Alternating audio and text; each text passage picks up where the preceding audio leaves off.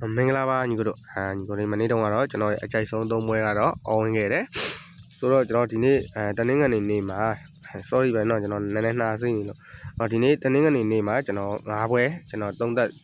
ရွေးချယ်ပေးမယ်ညီကိုလေးအနေနဲ့ကြိုက်ရင်လိုက်ယူလို့ရတယ်เนาะကြိုက်ရင်လိုက်ကစားလို့ရတယ်အကြိုက်မတွေ့ညီကိုလေးကကြိုက်တာလေးပဲယူပြီးတော့ကစားလို့ရတယ်ကျွန်တော်ဒီနေ့၅ပွဲကျွန်တော်ရွေးချယ်မှုပြုလုပ်သွားမယ်ပထမဦးဆုံးပွဲကဒီမန်ယူနဲ့ဒီဖူဟန်ပွဲစဉ်လေးပေါ့เนาะပရီးမီးယားလိရဲ့ဒီပွဲလေးကည8နာရီခွဲမှာကစားမှာဖြစ်တယ်အင်ရှင်မန်ယူအနေနဲ့1+10ဆိုပြီးတော့ဖွင့်လင့်ထားတယ်ဂိုးပေါင်းစိမ်းမှာ3လုံးတည်းဆိုပြီးဖွင့်လင့်ထားတွေ့ရတယ်မန်ယူအနေနဲ့ကတော့ဗျာနော်ဒီကိုလေးလည်းသိနေမန်ယူရဲ့အကောင်းဆုံးချိန်ဖြစ်နေတယ်ပရီးမီးယားလိမှာကောင်းပါဆိုတဲ့1အဆင့်1နဲ့အဆင့်2ကအတင်းကိုမန်ယူတို့ဖြုတ်ထားတယ်စိတ်သက်ပိုင်းဆိုင်ရာတော့အမြင့်ဆုံးရောက်နေမှာတော့အမှန်ပဲဗျာနော်ဒီဖူဟန်အနေနဲ့ကလည်းဗျာဖူဟန်အနေနဲ့ကလည်း short တော့လို့မရဘူးဖူဟန်ကို short တော့လို့မရဘူးဒီနေ့မန်ယူတို့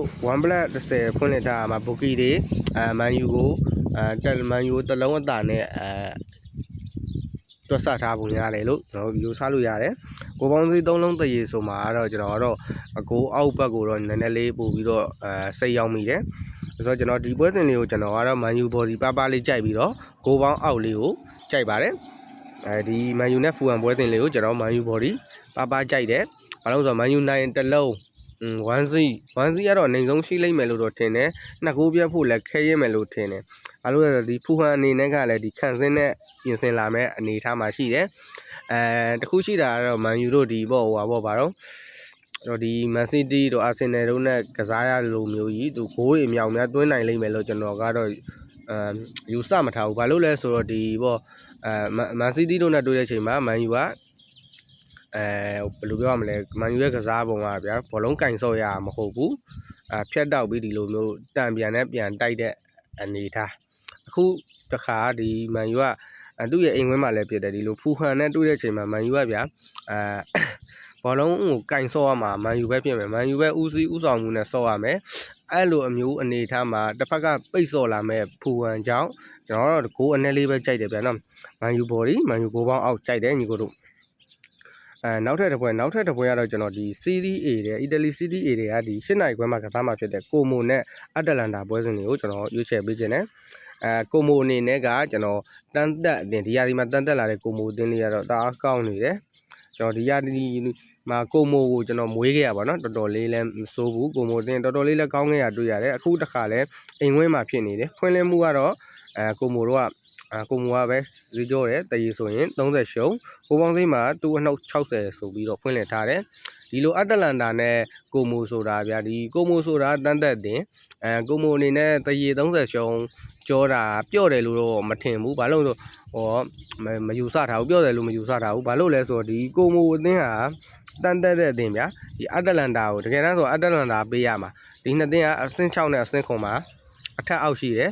ဒီနေ့အတလန်တာတို့အနေနဲ့ဒီကိုမိုမနိုင်ဘူးရှုံးမယ်ဆိုရင်ဒီအတလန်တာတို့အနေနဲ့ဥရောပဝင်ခွင့်တနေရာကိုတော်တော်လေးဝေးကွာသွားမယ်အနေထားမှာဖြစ်တယ်ပြီးတော့ကိုမိုကလည်းဒီအတကိုနိုင်တာနဲ့ဒီချန်ပီယံလိမျှော်လင့်လို့ရနေတဲ့အသင်းဖြစ်တယ်ဆိုတော့ကျွန်တော်ကတော့ဒီကိုမိုအင်ရှင်အသင်းလေးနဲ့ပဲကျွန်တော်ရင်းချင်ပါတယ်ဘာဖြစ်လဲဆိုတော့ဒီအတလန်တာရဲ့အဝေးကင်းကားရဖောင်ကလည်းမကောင်းဘူးနောက်ပြီးကြတော့ဒီချန်ပီယံလိမှာလည်းယူနီယန်စိန့်ကလပ်နဲ့ကစားခဲ့ရမှာအဝေးကွင်းယူနီယန်စိန့်ဘဂျီယန်ကလပ်ကအသင်းလေးမှာသွားပြီးတော့ကစားထားရတာဆိုတော့ပွဲလေးလည်းအနှဲငယ်ပန်းကောင်းပန်းနိုင်တယ်အတလန်တာရဲ့ပြီးတော့စီးရီးရဲ့အဝေးကွင်းဖောင်ကလည်းကောင်းမနေဘူးမနိုင်လို့မရတာမှန်ပေမဲ့ကျွန်တော်ဒီအိမ်ဝင်းအားလည်းရှိတယ်အိမ်ဝင်းပိတ်သက်လည်းရှိတယ်ဒီရဒီအကောင်းဆုံးနေလောက်ပြနေတဲ့ဒီကိုမိုလေးနဲ့ပဲကျွန်တော်ရင်းချင်ပါတယ်ကိုမိုဘော်ဒီပဲဖြစ်ပါတယ်ညီကိုတို့ကျွန်တော်နောက်ထပ်တစ်ပွဲကတော့ကျွန်တော်ဒီ Nottingham နဲ့ Crystal Palace เนาะ Nottingham နဲ့ Crystal Palace ပွဲလေးကိုကျွန်တော်ဒီပွဲကလည်း8နာရီခွဲမှာကစားမှာဖြစ်တယ်ဒီပွဲလေးကတော့ကျွန်တော်ကတော့ရှင်းပါတယ် Nottingham Forest တို့အနေနဲ့ကတော့ဒီယူရိုပါတီမှာတော့ဂိုးပြတ်ပုတ်ခဲ့တယ်မထင်ဘူးအဲ့ပွဲမှာကျွန်တော် Nottingham ကိုဘက်ကံပြီးယူခဲ့ရတယ်ကြားခဲ့ရပါတော့အဲ့တုန်းကNottingham ဒီမှာတန်းဆင်းဆောင်ရှိတယ် Crystal Palace နဲ့တွေ့ရမယ်တန်းဆင်းဆောင်မဲ့အာရုံရောက်နေရဆိုပြီးကျွန်တော် Nottingham Forest ကိုဘက်ကံပေးခဲ့တယ်ယူရိုပါတီမှာအဲ့တော့မှတော့ Nottingham Forest ကဂိုးပြတ်ကျိတ်သွားတယ်အဲ့တော့ဒီနေ့ Nottingham Forest အနေနဲ့အိမ်ဝင်းမှာတရေ85ပြားရှုံးဆိုပြီးတော့ဖွင့်လှစ်ထားတယ် ကိုပေါင်းသေးမှာတော့တူနှုတ်80နှလုံး80ရှုံးဆိုပြီးတော့ဖွင့်လှစ်ထားတာတွေ့ရတယ်အပဲလေးတို့ပေါ့ပဲလေးတို့အနေနဲ့ဒီပရီးမီးယားလိမှာနောက်တန်းကောင်းတယ်ခံစစ်ကောင်းတယ်ဆိုတော့ပဲလေးတို့ဒီရာဒီမှာခံစစ်တွေတော့စိုးဝါးနေတာတွေ့ရတယ်ဂိုးပေးနေရရှုံးပွဲတွေလည်းဆက်နေရဂိုးတွေလည်းပေးနေရတယ်ဒီ Nottingham Forest အနေနဲ့လည်းဒီတန်းစင်းစုံထဲမှာဒီနှစ်သင်းလုံးတန်းစင်းစုံထဲမှာယုံကြရမှာဖြစ်တယ်အဲ့လိုမျိုးအနေထားကိုမှဒီဟိုနေ့ကချန်ပီယံလိမှာလည်းဂိုးပြတ်နိုင်ပွဲနဲ့အောင်ပွဲဆင်ထားတဲ့ Nottingham Forest အနေနဲ့ဈေးကြောထားတဲ့အနေပေါ်မှာကျွန်တော်ဒီပွဲစဉ်လေးကို Nottingham Forest ကိုလည်းကျွန်တော်မနေရဲဘူး Crystal Palace ဆိုလည်းမနေရဲဘူးကျွန်တော်ဂိုးပေါင်းအောက်ကိုရွေးပါတယ်ဘာလို့ဆိုတော့ဒီပွဲစဉ်မှာကျွန်တော်ဒီနှစ်သင်းပေါင်း3လုံးမရှိနိုင်ဘူးလို့ကျွန်တော်တွက်ဆထားတာမို့ဂိုးပေါင်းအောက်ကိုပဲကြိုက်ပါတယ် Crystal Palace အနေနဲ့ Nottingham Forest ကိုဂိုးပြန်သွင်းနိုင်ဖို့ဆိုတာခဲရင်လိမ့်မယ်လို့ကျွန်တော်ထင်တယ်တော်မှန်းနဲ့ 1C 1C 2C ဒီလောက်ပဲကျွန်တော်အဲ့အကြောင်းမို့ကျွန်တော်ဂိုးပေါင်းအောက်ကြိုက်ပါတယ်ဆိုတော့ကိုလေးနောက်ထပ်တစ်ပွဲကတော့ကျွန်တော်ဒီပေါ့ပြင်သစ်လီဂူကဒီစထရာဘောနဲ့ PSG ပွဲစဉ်လေးကိုကျွန်တော်ရွေးချယ်ပေးချင်ပါတယ်ဒီ PSG ကနေပြီးတော့1+15ဆိုပြီးတော့ဖွင့်လှစ်ထားတယ်ဝေးခွင်းเนาะစထရာဘောကတော့အိမ်ဝင်းပေါ့เนาะစထရာဘောကတော့ကာရန်ဖောင်ကြီးကတော့ share ကောင်းနေတယ်ဒီတင်းက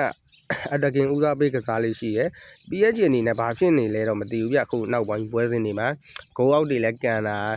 ယ်ချေးတွေလည်းကြတယ်ပေါ့เนาะနိုင်ပွဲတွေလည်းရက်တန့်နေကျွန်တော်ဒီပွဲစဉ်လေးကိုကျွန်တော်ဂိုးပေါင်းကိုအပေါ်ပဲကြိုက်ပါတယ် PSG ဂိုးပေါင်းအပေါ်ပါဘာဖြစ်လို့လဲဆိုတော့အင်ရှင်စတာဘောအနေနဲ့ PSG ကိုဂိုးသွင်းမှာသိကြပါတယ်ဘာဖြစ်လို့ဆိုလဲဆိုတော့ဒီ PSG ရဲ့အဝေးကွင်းနောက်တန်းကရော်တီရော်နဲနဲ့ဖြစ်နေလို့ပါအင်ရှင်စတာဘောအနေနဲ့ကလည်းတိုက်စစ်ကအရန်ကောင်းတဲ့အနေအထားမှာကျွန်တော် PSG ဂိုးပေါင်းအပေါ်တစ်မျိုးကိုပဲကျွန်တော်ရွေးချယ်ခြင်းပါတယ် PSG ဘော်ဒီပဲဖြစ်ပါတယ်ညီကို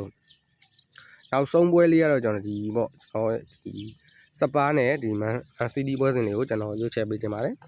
ဒီစပါးနဲ့မန်စီးတီးပွဲစဉ်လေးမှာကတော့အင်ရှင်စပါးတို့အနေနဲ့ရဗျပရီးမီးယားလိမှာတော့တိုင်ပတ်ပြီးတော့เนาะဒီချန်ပီယံလိမှာတော့စောက်ရောင်းကောင်းနေတယ်ပေးကုန်းမဲ့တွေနဲ့ပြုတ်တယ်1-8အတွင်းလဲဝင်နေဆိုဒီအသင်းလေးကဒီစပါးတင်းကတော့ဒီတန်းစင်းစုံနဲ့အမလန်မကန်းမှာရှိနေသေးတယ်ပရီးမီးယားလိမှာလည်းသူတို့လုံးပြဖို့လိုတယ်စပါးကဒီမန်စီးတီးနဲ့တွေ့တိုင်းမန်စီးတီးကိုဒုက္ခပေးတဲ့အသင်းလည်းဖြစ်တယ်ဆိုတော့ဒီနေ့မှာမန်စီးတီးပေါက်တာကတစ်လုံး90နိုင်ကိုပေါင်းသိမ်းမှာ3လုံး30နိုင်ဆိုပြီးတော့ဖွင့်လှစ်ထားတယ်အဲ့လိုအနေထားမှာဒီစပါးမှာဗျလူတွေကလူနာ9ယောက်10ယောက်လောက်တော့ရှိတယ်မန်စီးတီးမှာလည်းဒဏ်ရာရကစားသမားတွေရှိနေတယ်ဆိုပေမဲ့အခုအသက်ဝယ်ထားတဲ့စီမန်ညိုတို့ဒီနောက်တန်းမှာဘူးရှင်လားသူတို့2ယောက်ပါဝင်ကစားရမယ်ပရီးမီးယားလိမှာဆိုတော့ဒီဒိုကူကတော့ဒဏ်ရာရနေရယ်မန်စီးတီးရဲ့တောင်မှကစားသမားဒိုကူကတော့ဒဏ်ရာရနေရယ်ဆိုတော့ဒီနေ့မှာကျွန်တော်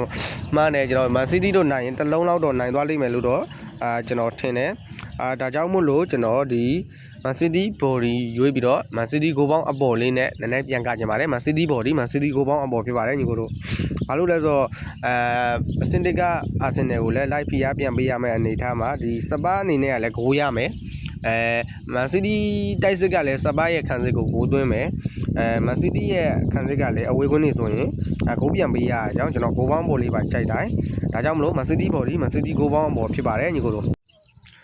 ညီကိုလေးကျွန်တော်ရွေးချယ်ပေးသွားတာ9ဘွဲပါမန်ယူဘော်ဒီမန်ယူဂိုးပေါင်းအောက်ဒီအခုမန်စီးတီးဘော်ဒီနဲ့မန်စီးတီးဂိုးပေါင်းအပေါ်နောက်ကြရင် PSG ဂိုးပေါင်းအပေါ်နောက်ကြရင်ကိုမိုဘော်ဒီနောက်ကြရင် Nottingham Forest ဂိုးပေါင်းအောက်ဖြစ်ပါတယ်အဲ့ဒီကမှကျွန်တော်ရဲ့အကြိုက်ဆုံးကတော့အကြိုက်ဆုံး2ပွဲကိုကျွန်တော်ပြောပြပေးပါမယ်အဲ့ဒီကကျွန်တော်အကြိုက်ဆုံး2ပွဲရတော့ကျွန်တော် Nottingham Forest ဂိုးပေါင်းအောက်နဲ့ဒီ PSG ဂိုးပေါင်းအပေါ်အဲ့2ပွဲကိုကျွန်တော်အကြိုက်ဆုံးအဖြစ်ကျွန်တော်ရွေးချယ်ပေးခြင်းပါတယ်9ပွဲတည်းမှာညီကိုတွေကြိုက်တာကိုယူမကြိုက်တာကိုပဲကိုလက်ပါညီကိုတွေရလက်ကောင်းနေပိုင်ဆိုင်နိုင်ကြပါသေးနောက်ကြရင်ကျွန်တော်တေကန် channel မှာမနေ့ကလို့ကျွန်တော်တကြောင်တွေပွဲထွက်ပါအောင်မယ်တေကန် channel လေးကိုဝင်ချင်တယ်ဆိုရင်ကျွန်တော် comment မှာကျွန်တော်တေကန် channel link လေးချပေးထားပါမယ်ဗျတေကန် channel မသုံးတဲ့ညီကိုတွေအတွက်ကျွန်တော် Viber channel လေးပါမှချပေးထားပါမယ်ညီကိုတွေမနေ့ကလို့အဝင်ကြပါသေးဗျ